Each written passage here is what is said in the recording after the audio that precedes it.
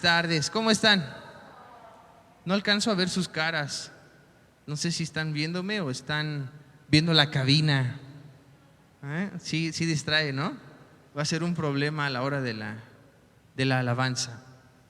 Pero bueno, qué gusto verles. Gracias a Dios porque están siendo puntuales, ¿eh? Hoy fueron extremadamente puntuales. Gracias. ¿Mandé? Te mojaste toda. A la otra te traes un paraguas. Sí, somos una cultura quizá no con muchos recursos, pero sí inteligentes, ¿va? Agarren un paraguas, ahí el de su abuelita, sí es el que les da pena sacar, el de las florecitas, yo uso ese, ¿ok? Entonces no les dé pena. Quizá a veces se burlen de ustedes. Trae paraguas, trae el paraguas de su abuelita. Pero si empieza a llover, le puedes decir, vente bro, yo te cubro. Y puedes decirle, órale, ¿dónde está tu paraguas? Y ya, no se lo prestas, te vas tú solo, ¿va? Pero bueno, me estoy desviando, discúlpenme. Qué alegría poder verles. ¿Han escuchado la historia de Daniel? Sí, el libro, hoy vamos a ver, es el libro de Daniel, no son ellos, pero sí son la historia de, el título dice así: rescatados del horno de fuego. Snap. Sí recuerdan que el rey Nabucodonosor hizo una estatua gigantísima y había que adorarla, sí, más o menos. Y hoy un canto va a hablar sobre eso y está precioso. Escúchalo. Daniel capítulo 3, versículo 20. Ya pasó eso, ya están siendo juzgados estos chicos. Se llaman Sadrach, Mesach y Abednego. Dice así el versículo 20: y mandó a hombres muy vigorosos que tenía en su ejército que atasen a Sadrach, Mesach y Abednego para echarlos en el horno de fuego ardiendo. Entonces estos varones fueron atados con sus manos, sus calzas, sus turbantes y sus vestidos, y fueron echados dentro del horno de fuego ardiendo. Y como la orden del rey era apremiante y lo habían calentado mucho, la llama del fuego mató a aquellos que habían alzado a Sadrach, Mesach y Abednego. Y estos tres varones, Sadrach, Mesach y Abednego, cayeron atados dentro del horno de fuego ardiendo. Entonces el rey Nabucodonosor se espantó y se levantó apresuradamente y dijo a los de su consejo: ¿no echaron a tres varones atados dentro del fuego? Ellos respondieron al rey: es verdad, oh rey.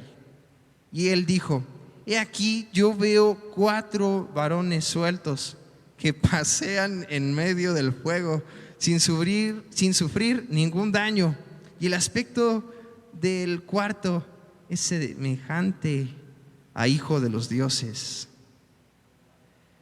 Entonces Nabucodonosor se acercó a la puerta del horno del fuego ardiendo y dijo a Sadrach, Mesach y Abednego: siervos del Dios Altísimo, salid y venid. Entonces Sadrach, Mesach y Abednego salieron de en medio del fuego. Padre Santo, ¿cuántas veces hemos orado: Dios, líbrame de los problemas, líbrame de esa materia horrible, líbrame de cálculo diferencial, vectorial e integral, o líbrame de esa relación que llevo hace años queriendo dejar, o yo qué sé? O sea, Dios no nos promete dice, no, yo te voy a apartar y te voy a poner acá y nada te va a pasar jamás. Eso no nos promete Dios, sino que algo que nos promete Dios es algo diferente.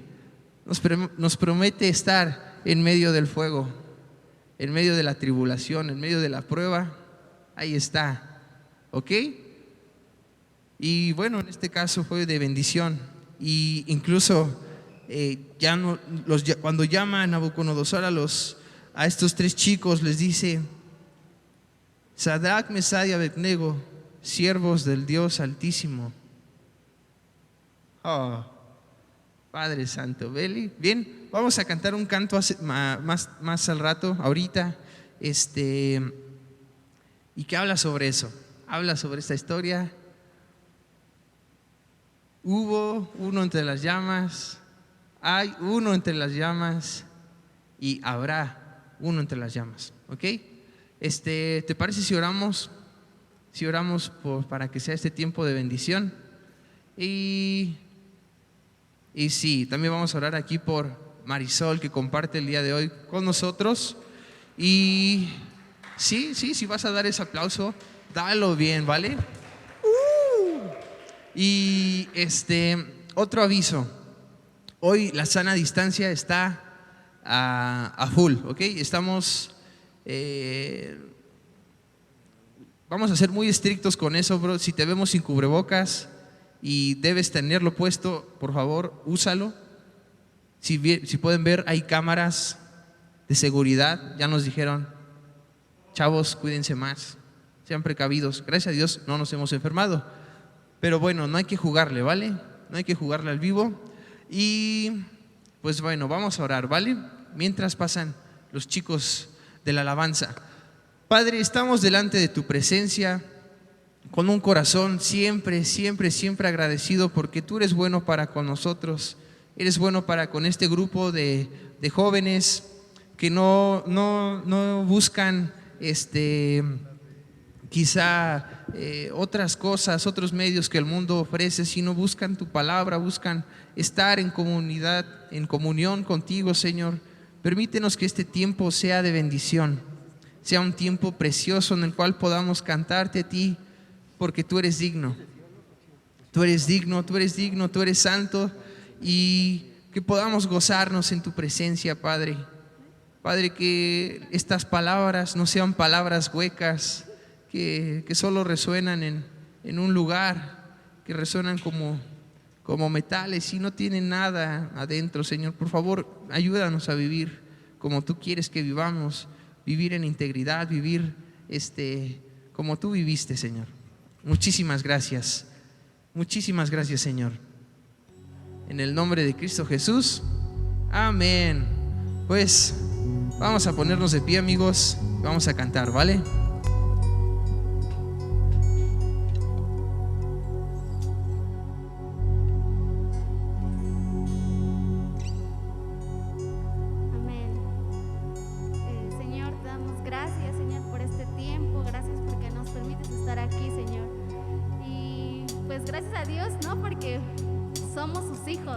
Y estamos conscientes de que Él murió por nosotros en la cruz del Calvario, para que ahora nosotros podamos acercarnos al trono de la gracia. Amén. Anímense, chicos, porque ya somos salvos por medio de la sangre de Cristo Jesús. Amor.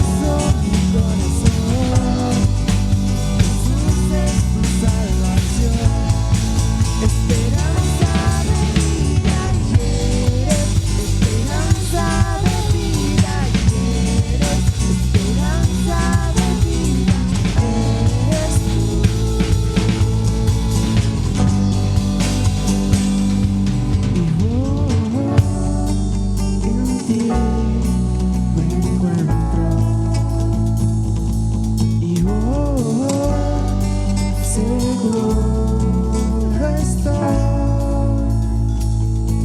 Y estoy completo. En tu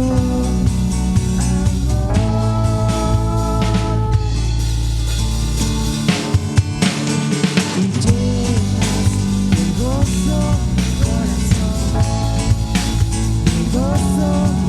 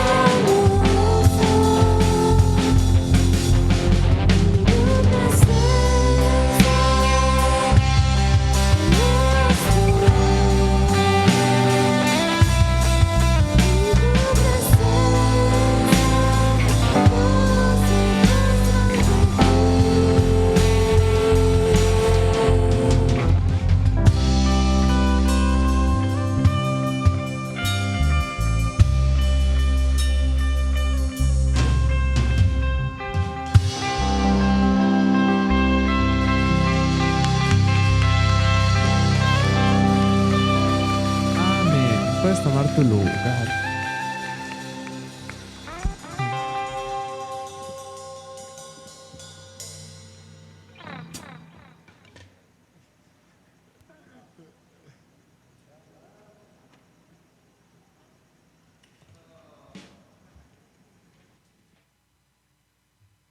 Sí, sí, sí. Qué gusto verte, amigo. Ajá. Porque hay muchas personas aquí con estilo, ¿eh? Hay mucho flow. ¿Ya sigue diciendo flow? Creo que ya no, ¿verdad? Sí, sí. Me sentí algo viejo diciendo flow, perdón. Pues bueno, gracias a Dios por el tiempo de alabanza. Y ¿te parece si oramos? Bueno, primero invitamos a la chica que va a compartir el día de hoy, Marisol. Vamos a orar por ti. Cada uno de nosotros va a orar por ella, así que sí, vamos a poner las manos de Marisol en las manos, la vida de Marisol en las manos de Dios. Sí, luego me trabo, perdón. Y pues vamos a orar, ¿vale? Padre, muchas gracias por este tiempo, Señor. Padre, en este momento queremos pedirte en específico por la vida de Marisol, Señor, que pueda ser tu presencia, tu palabra hablando a cada una de nuestros corazones, de nuestras mentes. Cualquier estorbo que haya, Padre, sea quitado en el nombre de Jesús. Tómalo, Padre, que puedas hablar audiblemente a cada uno de nosotros, Padre, que puedas confrontar, que puedas animar, lo que tú quieras hacer en este tiempo, Padre, que sea tu voluntad, Señor. Gracias por la vida de Marisol, bendecimos su vida y a su familia y todo esto lo pedimos en el nombre de Cristo Jesús. Amén. Amén, amén.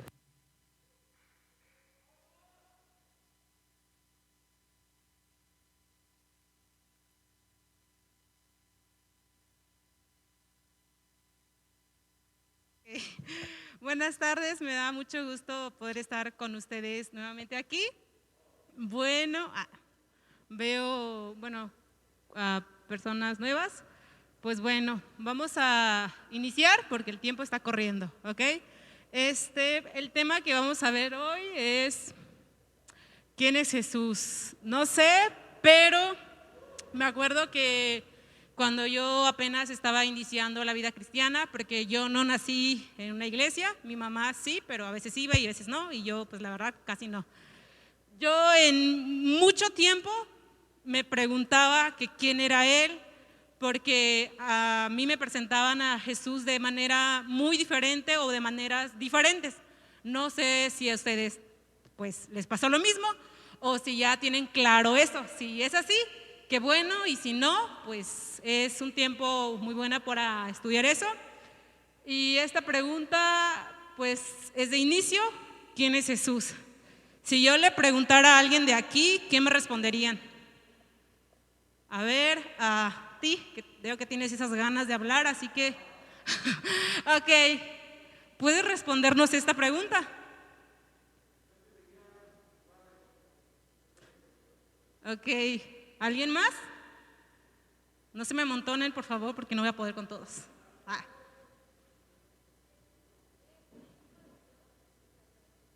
Muy bien. Ok, bueno, sin más detalles, ya vamos a iniciar.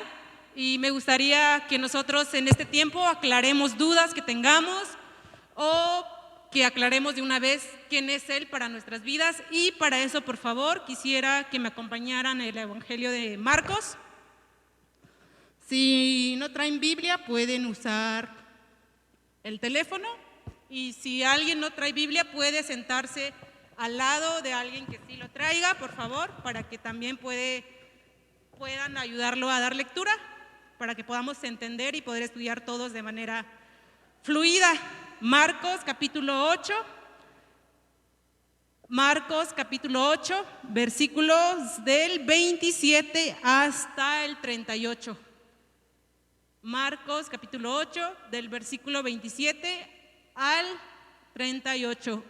Vamos a darle lectura hasta el versículo 38, y dice de esta manera, salieron Jesús y sus discípulos por las aldeas de Cesarea de Filipo, y en el camino preguntó a sus discípulos, diciéndoles: ¿quién dice los hombres que soy yo?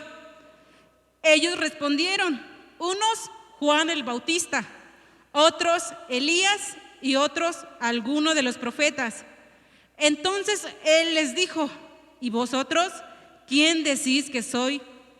Respondiendo Pedro le dijo: tú eres el Cristo. Pero él les mandó que no dijesen esto de él a ninguno. Y comenzó a enseñarles que le era necesario al Hijo del Hombre padecer mucho y ser desechado por los ancianos, por los principales sacerdotes y por los escribas, y ser muerto y resucitar después de 3 días. Esto les decía claramente. Entonces Pedro le tomó aparte y comenzó a reconvenirle. Pero él, volviéndose y mirando a los discípulos, reprendió a Pedro diciendo: quítate delante de mí, Satanás, porque no pones la mira en las cosas de Dios, sino en la de los hombres. Y llamando a la gente y a sus discípulos les dijo: si alguno quiere venir en pos de mí, niéguese a sí mismo, tome su cruz y sígame. Porque todo el que quiera salvar su vida la perderá, y todo el que quiera pierde su vida por causa de mí y del evangelio la salvará. Porque ¿qué aprovechará el hombre si ganare todo el mundo y perdiere su alma? ¿O qué recompensa dará el hombre por su alma? Porque el que se avergonzare de mí y de mis palabras en esta generación adúltera y pecadora, el Hijo del Hombre se avergonzará también de él cuando venga en la gloria de su Padre con los santos ángeles. Amén. Vamos a tomar un tiempo para orar y después vamos a desmenuzar poco a poco el texto para irlo estudiando, ¿ok? Vamos a orar. Señor, te damos gracias, Padre, por esta tarde que nos has dado de poder reunirnos nuevamente, de estar juntos, Señor, en armonía. Te damos gracias porque tú nos has cuidado, porque tú nos has bendecido, Señor, y nos has provisto durante toda esta semana. Te damos gracias también, Dios, por cuidarnos y por bendecirnos, y te pedimos, Señor, que en esta tarde sea una tarde de bendición, donde nosotros podamos aprender de tu palabra, Señor, y podamos reflexionar acerca de ella para poder hacer cambios en nuestras vidas, cambios en nuestras actitudes, Señor, para poder conocerte cada vez más, Señor, y amarte por lo que tú has hecho por nosotros, Señor. Te bendecimos en el nombre de Jesús. Amén. Muy bien. Voy a explicar un poquito acerca del Evangelio de Marcos, perdón. El Evangelio de Marcos fue uno de los primeros evangelios que se escribió, a pesar de que en el Nuevo Testamento vemos que Mateo es el primero que aparece, pero no es el primero que se escribió. Marcos se escribe después de 30 años de que Jesús se había ido, había dejado a sus discípulos, y el propósito del Evangelio de Marcos era para recordarles a los cristianos, tanto judíos como gentiles, que todavía había un Dios que tenía misericordia, que todavía había un Dios que los oía, que los escuchaba y que les daba esperanza. En ese tiempo que el Evangelio se escribió, los cristianos de la primera iglesia estaban siendo perseguidos por el emperador Nerón, estaban siendo torturados, asesinados en el circo romano por causa de Jesús. Y para Marcos era importante darles a conocer al Hijo de Dios encarnado que había venido a sacrificar su vida por todos nosotros. ¿Cómo es que se escribe la carta? La carta la escribió Juan Marcos, uno de los discípulos del apóstol Pedro, el discípulo de Jesús. Marcos fue discípulo de Pedro y el Evangelio de Marcos se conoce como la memoria de Pedro, el apóstol. ¿Y cómo es que mantuvieron fresco toda esta información? En la tradición judía, en la costumbre judía, también hay tradiciones que se llamaba la tradición oral. Bueno, en nuestro tiempo, pues se conoce de otra manera, ¿verdad? Pero bueno, ya esto está distorsionada. Pero la tradición oral es cuando yo digo algo, yo veo algo, eso se lo paso a mi hijo, y mi hijo o hija a su hijo, y así se va pasando la historia al transcurso del tiempo, los años, y eso se llamaba tradición oral. Es por eso que todos estos recuerdos, todo esto se mantuvo fresco hasta el tiempo que Marcos decidió escribirlo, porque ya era necesario que ellos conocieran acerca de Jesús y conocieran la identidad de Él, porque en ese entonces también, como hoy en día, había muchas religiones como el gnosticismo que hacía menos la imagen de Jesús, que lo hacía como un hombre normal y cualquiera. Y para eso era importante que ellos conocieran acerca de Jesús, por eso se escribió el Evangelio a mediados del año 64 o 65 por ahí. Pero bueno, sin más detalles, que quiero yo que entiendan esto, el propósito y por qué se escribe. Ahora vamos a los versículos. Dice en el primer versículo: salieron Jesús y sus discípulos por las aldeas de Cesarea de Filipo, y en el camino preguntó a sus discípulos diciéndoles: ¿quién dice los hombres que soy yo? Pausa. Hasta ahí vamos a llegar. Las aldeas de Cesarea de Filipo era una de las aldeas más paganas de ese entonces. Había un templo dedicado a César Augusto y a otro dios griego, Pan, se llamaba, tiene un nombre bien chistoso, y lo adoraban de distintas maneras. Y ahora, haciendo énfasis, ¿por qué Jesús va a una aldea muy pagana para hacer una pregunta de quién era Él? En esa aldea, por ejemplo, si tú vas a una comunidad o tú vas a un pueblo, vas a escuchar cosas que es de ese pueblo, tradiciones, costumbres de ese pueblo. Cuando Jesús pasaba por ahí o cuando ellos estaban por ahí, era muy normal oír a personas alabar a su Dios, reconocer a su Dios, reconocer a César por todo lo que él había hecho. Ellos escuchaban eso. Cuando Jesús los aleja de la multitud y los lleva ahí, es por un propósito en específico. Todos los evangelios tienen un propósito en específico y siempre van a dar una enseñanza. Cuando Jesús los lleva allá, era para ser distinguido entre todos los dioses que se adoraban ahí. Entonces va y les pregunta: ¿quién dice la gente que soy yo? Aquí realmente a Jesús no le da tanta importancia de quién dice la gente que era Él. Esta pregunta para Jesús era para iniciar un preámbulo a lo que Él verdaderamente quería con sus discípulos. Y sigamos leyendo, y dice: ¿quién dicen los hombres que soy yo? En el versículo 28 dice: ellos respondieron, unos Juan el Bautista, otros Elías y otros algunos de los profetas. ¡Wow! O sea que a pesar de todo, ellos reconocían a estos hombres. Elías, por el carácter que él tenía. Juan el Bautista, lo reconocían también de gran manera, y los profetas eran reconocidos por ser el portador de la voz de Dios misma. Y a pesar de que ellos hablaban eso, imagínense, bueno, si a mí me compararan con alguno de ellos o algunos, ¿no? Es como que, wow, qué gran título, ¿no? Pero Jesús no. Jesús no le dio tanta importancia a eso. Y veamos, la gente reconocía a Jesús como Juan, Elías o alguno de los profetas. E incluso aquí podemos ver que ellos tenían una vaga idea de quién era Jesús, aunque no era lo correcto. Y más adelante, dejando esto aparte, porque no era lo que a Jesús le importaba, porque si hubiera sido ahí, esto hubiera seguido, pero vemos que aquí es como Jesús hace esto aparte y dice en el versículo 29, entonces Él les dijo: ¿y vosotros quién decís que soy yo? Para entablar una conversación con alguien, a veces es necesario buscar la manera para hacer una pregunta adecuada, en el momento adecuado, para que la persona entienda, si es que puede entender. Y Jesús estaba buscando esto precisamente con sus discípulos, hacerle una pregunta para después verdaderamente hacerle la pregunta que él quería. Y era: ¿quién dicen ustedes que soy yo? Vemos que esta pregunta ya ellos se lo habían hecho.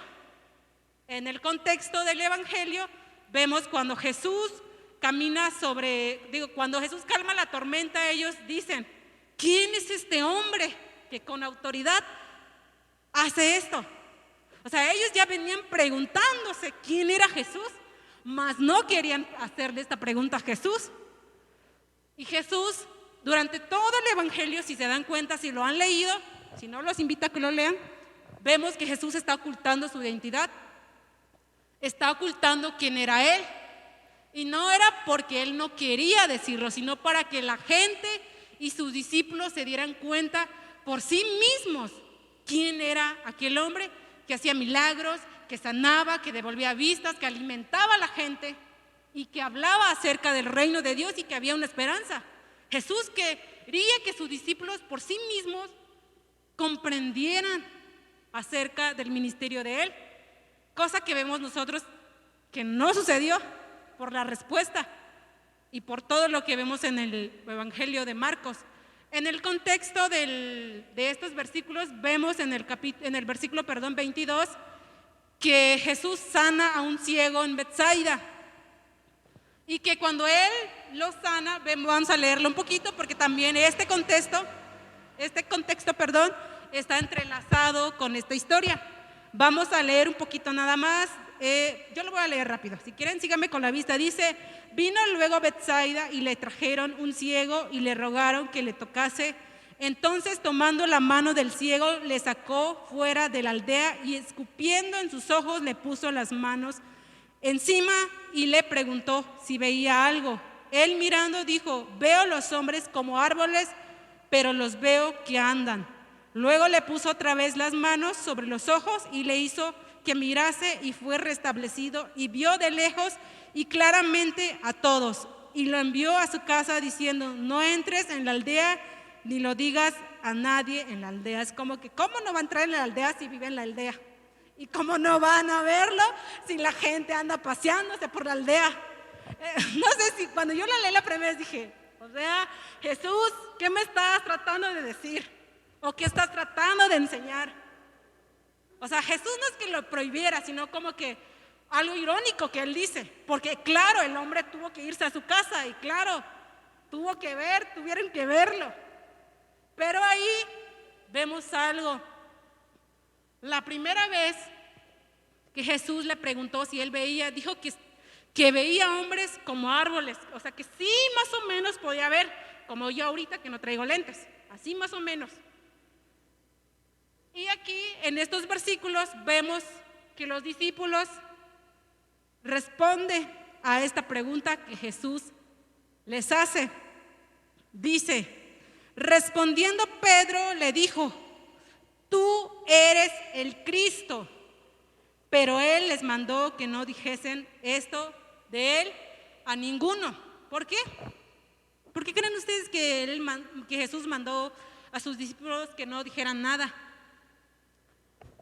Porque Jesús sabía lo distorsionado o la información tan distorsionada que los discípulos y que la gente estaban esperando acerca del Mesías. Recordemos, estaban en un tiempo de persecución, que estaban siendo oprimidos por los romanos, que necesitaban a un liberador o un salvador. Si nosotros hemos leído el Antiguo Testamento, vamos a comprender aún más esto, porque en el Antiguo Testamento vemos que Dios envía profetas a siervos a salvar, a liberar, a pelear, a ir a batallas, a ir a guerras, y por todo eso ellos concebían o tenían la idea de que el Mesías, cuando iba a venir, iba a hacer lo mismo. Iba a venir, o sea, literal estaban esperando a un Mesías o a un Jesús montado en un caballo, con una espada, con traje de guerrero, iba a pelear, a matar a los romanos y los iba a sacar, iba a sentarse en el trono, iba a reinar y felices todos. Así pensaban. Pero ¿qué hizo Jesús? Murió. Y esto vamos a verlo más adelante. Dice, pero Él les mandó que no dijesen esto de Él a ninguno. Esto que Jesús hace es para que Él previamente ya sabía que iba a empezar a aclarar esas dudas, esa idea tan equivocada que ellos tenían acerca de Él. él lo iba a estar aclarando, por eso dijo, no lo digan a nadie, porque yo les voy a explicar. Y comenzó a decir en el versículo 31, dice, y comenzó a enseñarles que le era necesario al Hijo del Hombre padecer mucho y ser desechado por los ancianos, por los principales sacerdotes y por los escribas, y ser muerto y resucitar después de 3 días. Imagínense a Pedro escuchando esto, con la idea que él tenía de un Mesías. ¿Cuál iba a ser su reacción? Cuando él pensaba, ay, va a venir a hacer esto y esto, y que de repente Jesús les diga, ¿saben qué? Yo tengo que padecer esto, tengo que sufrir, tengo que morir, pero al 3er día Él iba a resucitar, y con su resurrección nos da salvación a todos nosotros, sin excluir a nadie. Y vemos en el versículo 32 diciendo, esto les decía claramente. Entonces Pedro le tomó aparte y comenzó a reconvenirle. Wow, Pedro hace unos minutos se paró, o quizás estaba ahí parado, ¿verdad? No sé, no lo explica la Biblia. Tú eres el Cristo. Cristo, en su traducción griega, significa ungido, y no cualquier ungido, sino el ungido de Dios mismo.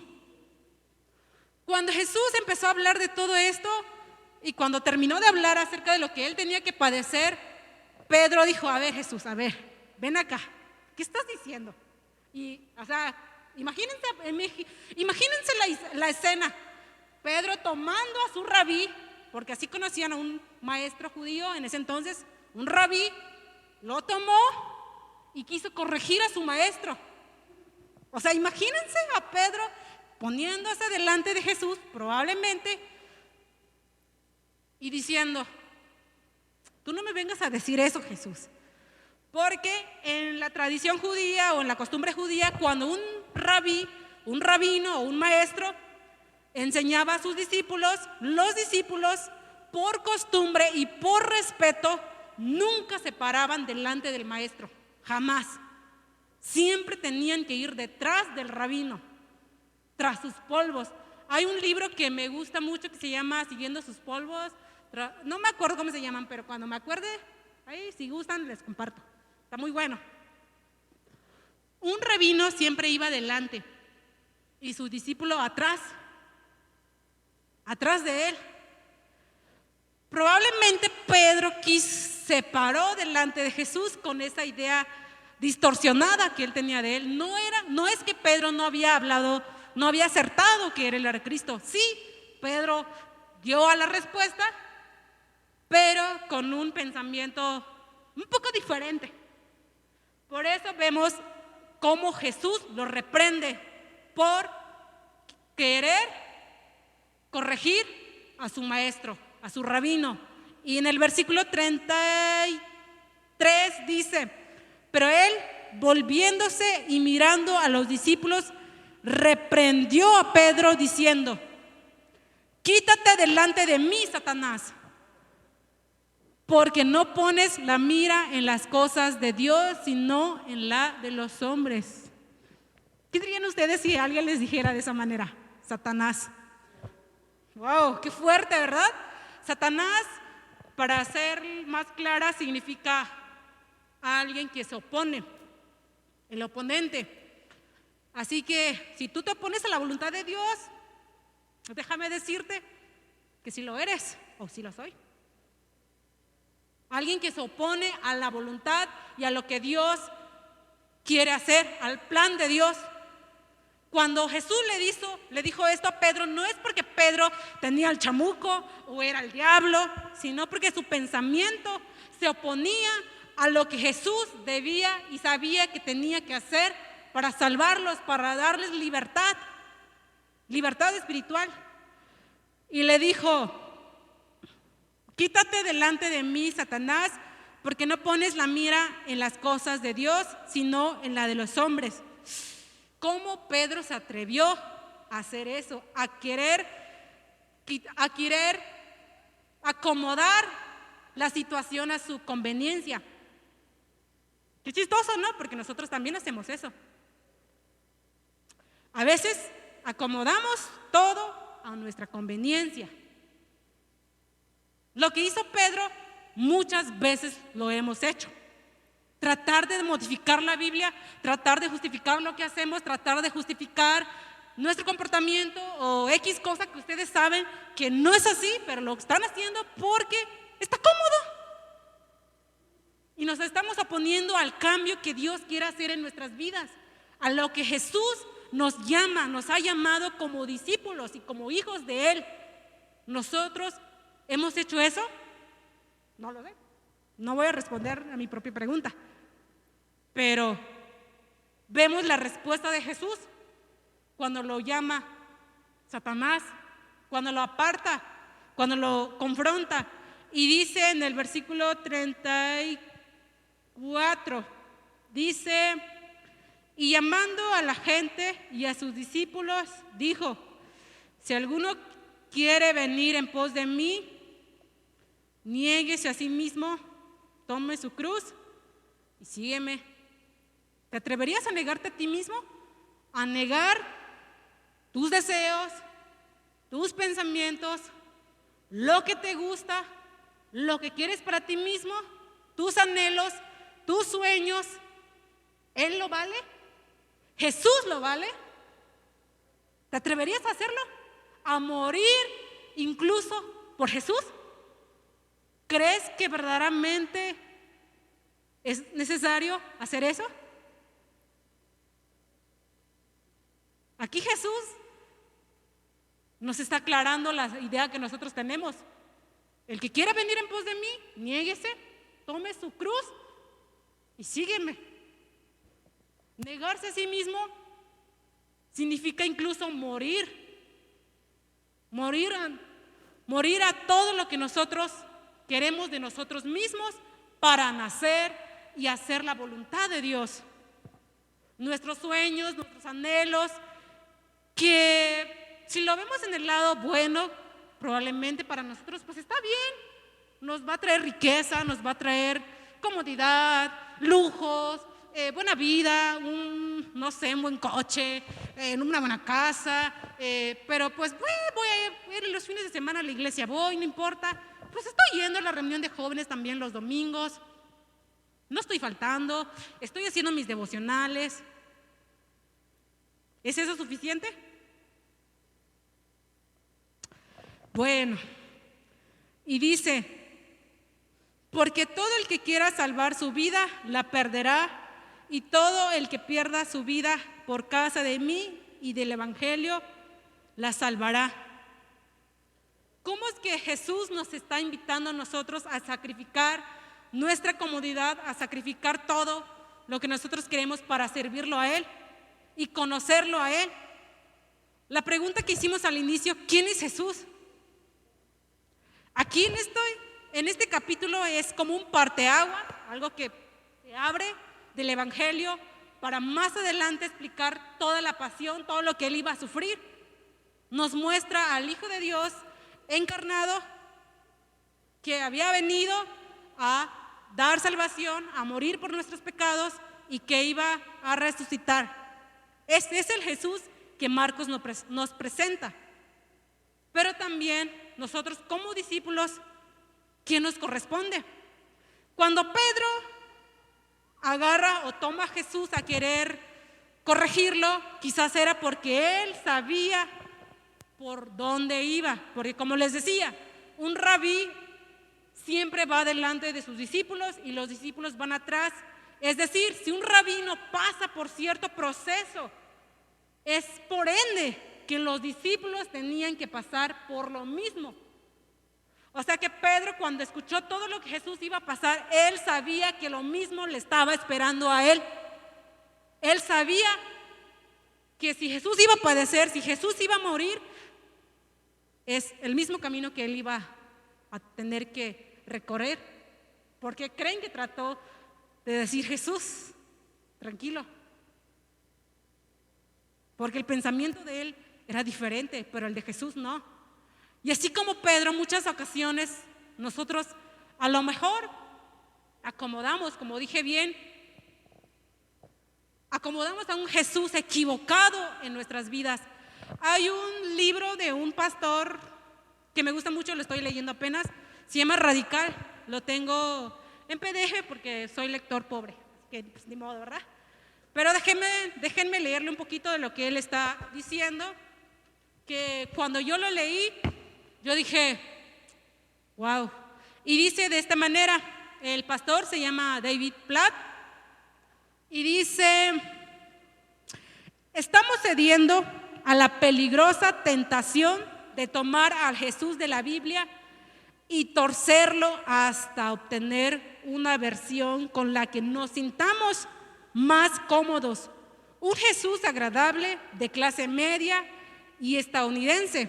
Un Jesús que no se preocupa por el materialismo, que nunca sea capaz de pedirnos que demos todo lo que Él reciba que demos todo lo que tenemos. Un Jesús que no espera que abandonemos nuestras relaciones más cercanas para que Él reciba todo nuestro afecto. Un Jesús que no tenga problemas con la devoción nominal, que no invaden nuestras incomodidades, porque después de todo, Él nos ama tal cual somos. Un Jesús que quiere que seamos equilibrados, que evitemos los peligros extremos y que en realidad quiere nuestro paseo cristiano en el sueño americano. Perdón, me equivoqué en esta parte, lo leí mal. Dice, un Jesús, Él nos ama tal cual somos, un Jesús que quiere que seamos equilibrados, que evitemos los peligros extremos y que en realidad quiere que evitemos toda clase de peligro. Un Jesús que nos consuele y que nos dé prosperidad mientras vivamos en nuestro paseo en el sueño americano. ¿Estamos haciéndolo? Hemos acomodado a Jesús en un rincón, allá en el olvido, diciendo, pues Jesús ama mi estereotipo, no me critiques, soy hijo de Dios, Él me ama así como soy. ¿Qué? Es lo que yo pienso. Jesús me ama como soy. ¿Qué te pasa? ¿Cómo crees que Jesús me va a exponer a un peligro de morir? ¿Estamos cayendo en eso? En pleno 2021, muchos jóvenes o muchos de nosotros decimos, pues estamos en pleno siglo XXI. ¿Qué te pasa? Hemos evolucionado, hemos cambiado, el mundo ha cambiado y nosotros debemos de cambiar. En la teología se estudia diferentes materias y una de ellas es hermenéutica. Hermenéutica es, para hacerlo más sencillo, es contextualizar. Es cuando tú contextualizas y haces un puente hermenéutico a la interpretación bíblica. O sea, tratas de contextualizar lo que dice la Biblia a adaptarlo, hablando de nuestro tiempo, ¿no? Muchos hemos caído en eso de decir, no, pues como el tiempo ya está cambiando, nosotros debemos de cambiar. Sí es cierto, debemos de hacer contextualizaciones correctas de la Biblia, pero no caer en decir, pues es que eso ya ha pasado, nosotros debemos de estar cómodos, nosotros no debemos de exponernos, como lo dice este autor. Él dice, muchos jóvenes, muchos pastores han caído en eso. Han acomodado a Jesús en un rincón, olvidado. Un Jesús que no le importa si tú vas los domingos nada más, si tú de repente haces tus devocionales, si tú de repente oras, pues Él nos ama como somos. Él murió por mí, justificando lo que nosotros debemos de hacer como discípulos. ¿Qué es lo que nosotros vemos aquí? Tomar nuestra cruz, negarnos a nosotros mismos, dejar lo que nos hace estar cómodos, los deseos, los pensamientos, todo. Y créanme que lo digo yo, que es algo que es difícil, pero no imposible. Es totalmente difícil. ¿Por qué? ¿Por qué es tan difícil? Porque va en contra de nosotros mismos. O sea, estás peleando contigo mismo, con tus propios deseos, con tus propios pensamientos, con lo que tú quieres, con lo que tú anhelas. Pero aquí la pregunta de Jesús, ¿pero qué provecho tendrá el hombre si ganare todo el mundo? Hablando en términos generales o más específicos, si ganare las riquezas, si tuvieran buen coche, si tuvieran buena casa, si tuvieran lujos, dinero. ¿Qué? ¿Eso qué? ¿De qué sirve? No te va a comprar la salvación. Créeme que si el dinero comprara la salvación, hubiera empezado a ahorrar desde que hubiera nacido. Pero no. Aquí, en estos versículos, síganme con la vista, dice, porque, en el versículo 36 dice, porque ¿qué aprovechará el hombre si ganare todo el mundo y perdiere su alma?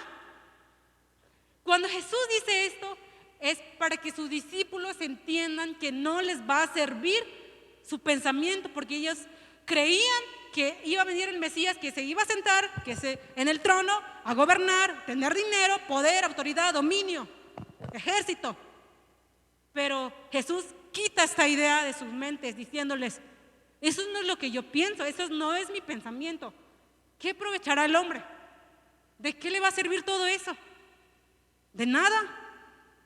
Y aquí vemos cómo Jesús nos habla también a nosotros como jóvenes.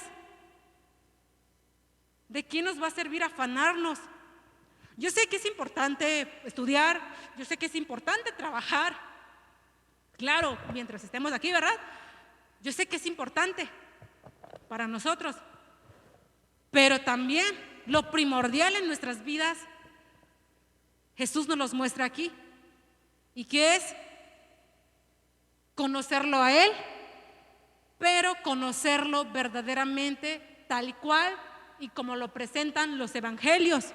Tengamos cuidado en venir a la iglesia, cantar, alabar, aplaudir, gritarle o tocarle o ahí con la guitarra a un Jesús que está sentado allá en la esquina. Tengamos cuidado en caer en eso, porque quizás cuando yo estaba leyendo este libro yo me quedé sin palabras. Es como que, wow, yo he caído en eso.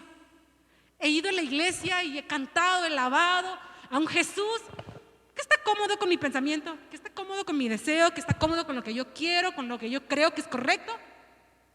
Pero no es Jesús, no es el Jesús que la Biblia nos presenta. Tengamos cuidado en eso. Porque entre más cómodos estemos, más bien estemos de todas las maneras posibles, tengamos cuidado. Porque la Biblia no nos presenta a un Jesús victorioso de riquezas, hablando de terrenales. No nos los presenta. Así que no nos creamos o no finjamos a un Jesús totalmente equivocado. No vayamos a caer en eso. Sigamos. Dice en el versículo 37, dice, ¿o qué recompensa dará el hombre por su alma? Como bien lo estábamos diciendo, ¿no? ¿Qué recompensa nosotros daremos por nuestra alma? Cuando hemos escuchado negarnos a nosotros mismos, tomar la cruz y seguirlo a Él. Marcos está presentando a un Mesías sufrido, a un Mesías que vino a padecer, que vino a sufrir, a ser rechazado, a ser humillado en lo más vil y bajo de todos. Recordemos que cuando alguien muere crucificado de la manera que Jesús lo hizo, era porque era un vil pecador, ladrón, de lo más vil que pueda haber. En teología, estudiando, un profesor nos enseñó, no me acuerdo el nombre muy bien ahorita, pero en la costumbre romana habían, como lo conocemos ahora, ¿no? Estatus social. Alto, mediano, más bajo. Hasta arriba estaba el emperador con su autoridad. Abajo el que le seguía, el que le seguía, el que le seguía, el que le seguía, el que le seguía. Hasta abajo, bajo de lo que estaban los niños, las mujeres y los esclavos. Pero hasta más bajo todavía, pero más bajo, estaban los ladrones, los que robaban, los que mentían, los que asesinaban, y eran los que morían en una cruz. O sea, los que no tenían en sí valor, por así decirlo. Imagínense el sacrificio de Jesús. Imagínense la humillación que Él pasó. O sea, se negó a tal grado que se dejó humillar, a rebajarse. No puedo ir más para abajo, así que lo siento. Imagínense. ¿Y nosotros? No, pues nosotros queremos triunfar, tener éxito, allá, en lo alto. No queremos negarnos. ¿Qué estamos haciendo? ¿En qué estamos cayendo? Cuando no es un Jesús que los evangelios presentan. No es un Jesús que Marcos está presentando aquí. Imagínense a los discípulos cuando Jesús estaba hablando todo esto. ¿Cómo se quedó Pedro? ¿Cómo se quedó Juan? ¿Cómo se quedó Bartolomé? ¿Cómo se quedó Tomás? Felipe. ¿Cómo se quedaron ellos? Creo que decepcionados, quizás, sorprendidos también, diciendo: wow, Jesús, imagínate que alguien venga y que te diga que tú tengas algo planeado para ti mismo, para tu vida, ¿no? Imagínate que tú tengas todo bien analizado, estructurado ahí, y que alguien venga y te diga: a ver, Fanny, a ver, Eliab, a ver, Joyce, y te diga todo, así que te tumbe tu mundo en un segundo. ¿Cómo te sentirías? Así se sintieron los discípulos cuando Jesús les cambió la mentalidad, les mostró quién era Él. ¿Y quién es Jesús? El Hijo de Dios encarnado que vino, murió en la cruz por ti, por mí, por todos, y resucitó para darnos salvación. Pero también espera una respuesta a esa salvación que te ha dado. ¿Qué respuesta estamos dando como discípulos? Hay un teólogo que se llama, no sé hablar muy bien inglés, apenas ando ahí, se llama Dietrich Bonhoeffer. Es un teólogo alemán que estuvo a mediados del gobierno nazi. Luchó en contra de todo eso, ayudando a los cristianos y todo eso. Y él en uno de sus libros dice esto, dice: el primer llamado del cristiano es abandonar todo lo que lo liga al mundo. El primer llamado de un cristiano es abandonar todo lo que lo liga al mundo. Y nosotros hemos dado una respuesta a ese llamado, así como Jesús nos está diciendo ahorita en estos versículos, tomando nuestra cruz, negándonos a nosotros mismos y siguiéndolo a Él. ¿Lo hemos hecho? Probablemente sí, probablemente no. Somos jóvenes, yo lo sé, con emociones, con sentimientos, pero no es para justificarnos diciendo: no, pues es que sí, después, sí, es que ahorita tengo otros planes. Tengamos cuidado en eso. Y terminando, dice en el versículo 38, dice: porque el que se avergonzare de mí y de mis palabras en esta generación adúltera y pecadora, el Hijo del Hombre se avergonzará también de él cuando venga en la gloria del Padre con sus santos ángeles. Esto lo dijo porque los discípulos ya estaban ahí con esta información, ahí como que les estaba ahí haciendo sonido, zumbando ahí el oído con lo que Jesús ya había dicho: sufrir, morir, crucificado, resucitar, humillado, rechazado de lo más vil en una cruz. El que se avergonzare de mí. cuando yo venga en la gloria, también me voy a avergonzar de Él. Nosotros lo hemos hecho. Con todo lo que ya he dicho, ya creo que ya tienen una idea a qué me refiero con avergonzarnos.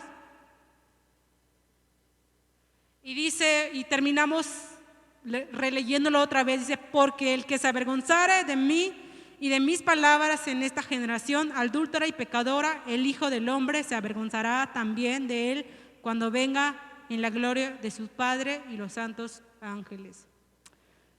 Pues, entonces, ¿qué prosigue para nosotros? Es muy fuerte. La Biblia es muy fuerte, muchachos, jóvenes, adolescentes. La Biblia te golpea, te da unas buenas cachetadas. La palabra de Dios es fuerte. No toma el pecado así a la comodidad como nosotros pensamos o creemos a veces. La palabra de Dios confronta. Te hace incluso llorar. Y no es porque Jesús no te ame tal y como eres, sino es por precisamente eso, cambiar todo de nosotros. Porque Jesús nos está dando salvación, nos dio salvación. Pero ¿qué respuesta estamos dando a esa salvación? Si no tenemos claro nosotros esta pregunta, el negarte, el humillarte, jamás va a suceder. Eso no va a suceder. Y si no ha sucedido, es porque esta pregunta en mi vida, en su vida, en nuestras vidas, no ha sido aclarada. Y tengamos cuidado, como lo dije, en engañarnos y decir, pues yo sé que es el Hijo de Dios, que vino. Tengamos cuidado en, como lo dije, tomar a Jesús y acomodarlo y torcerlo como nosotros queremos. Tengamos cuidado en hacer eso. Quisiera leerles otro teólogo, pastor, que dice, entra con una pregunta. Estoy en en una página de Instagram, si quieren le paso el link para que lo sigan, hace comentarios muy buenos y dice, es una pregunta y dice, ¿hay algo en tu vida que no has querido sacrificar por causa de Cristo? Y bueno, yo tomo esta pregunta, no como mía, sino como de este pastor, se llama Miguel Núñez. Dice, ¿hay algo en tu vida que tú no hayas querido sacrificar por causa de Cristo? ¿Hay algo? Yo, en mi vida, no les voy a dar la respuesta, me la quedo yo, pero yo les hago también esta pregunta.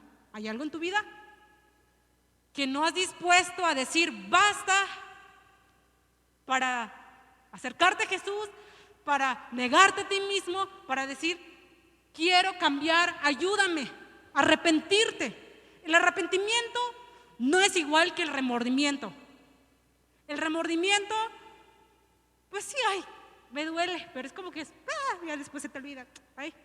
Pero un arrepentimiento genuino es un cambio que nosotros debemos de hacer en nuestras vidas. Y un cambio en decir, me he arrepentido y ahora estoy aquí y estoy cambiando. Porque he conocido a Jesús, el Hijo de Dios, porque he visto la gracia y he visto la misericordia que Él tuvo en mi vida al llamarme hijo suyo. Hijo suyo. Es un honor y un privilegio ser llamado hijo de Dios. Pero también es un sacrificio. Es un sacrificio muy grande. Y con esta pregunta el pastor da una respuesta. Y esta es su respuesta. Dice, eso que no has querido sacrificar se ha convertido en un ídolo que al final ni tendrás a Cristo ni al ídolo, solo consecuencias de tu idolatría. Qué fuerte. Pues al final ni vas a tener eso que no quieres sacrificar. Y al final, mucho menos a Cristo. ¿Y qué vas a tener? La consecuencia de eso que tú no has querido sacrificar por causa de Cristo. ¡Wow! ¡Qué fuerte! Ahora nosotros, como Pedro, tengamos cuidado al decir, estaba leyendo otro autor, leo muchos libros de aquí para allá, que decía, se llama John Piper, no sé si lo han oído. Dice él, cuando nosotros decimos, acepto a Cristo, te recibo en mi vida, me arrepiento de lo que he hecho, Señor Jesús, perdóname, piénsalo 5 veces. No 1, no 2, no 3, no 4, 5 veces o más si es posible. Porque lo que tú estás diciendo ahorita, esa confesión que tú estás dando, va a tener repercusiones para toda tu vida.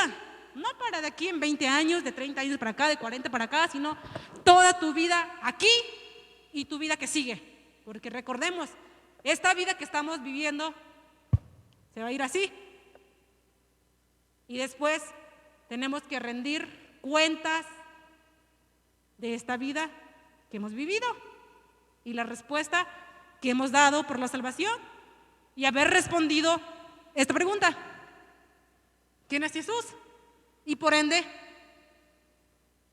lo que nosotros somos y lo que debemos de hacer por Él y por la salvación que nos ha dado.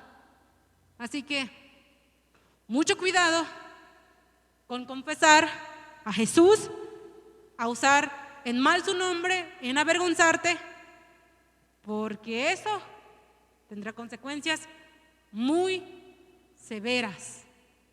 Severas. Diría Hebreos, horrenda cosa es caer en manos de un Dios vivo. Y créanme que es horrendo. Veamos al Dios del Antiguo Testamento. Veamos al Dios del Nuevo Testamento. Tengamos cuidado con eso. Póngase de pie, vamos a orar. Señor, te damos gracias, Padre, por esta tarde, Señor, por habernos dado la oportunidad de reunirnos, de estar aquí, Señor.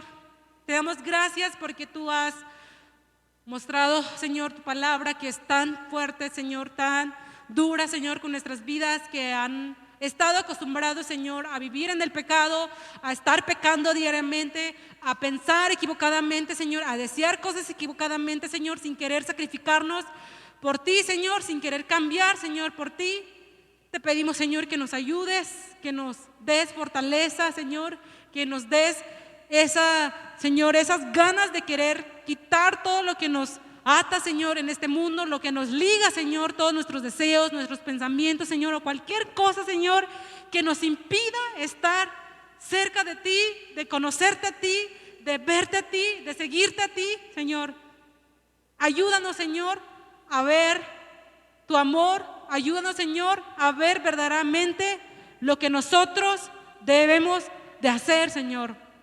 Te doy gracias, Padre, por la vida de cada uno de estos jóvenes. Te doy gracias porque tú los has traído hasta aquí, Señor. Tú los has cuidado, tú los has sostenido, Señor. Y te pido que tú hagas la obra en sus vidas, que tu Santo Espíritu, Señor, los haga, Señor, reflexionar, los haga, Señor, a entender tu ministerio, a entenderte a ti, Señor, a entender, Señor, el sacrificio que es seguirte a ti, que es negarnos a nosotros mismos para amarte a ti, para confesar tu nombre, para seguirte a ti y hacer tu voluntad, Señor.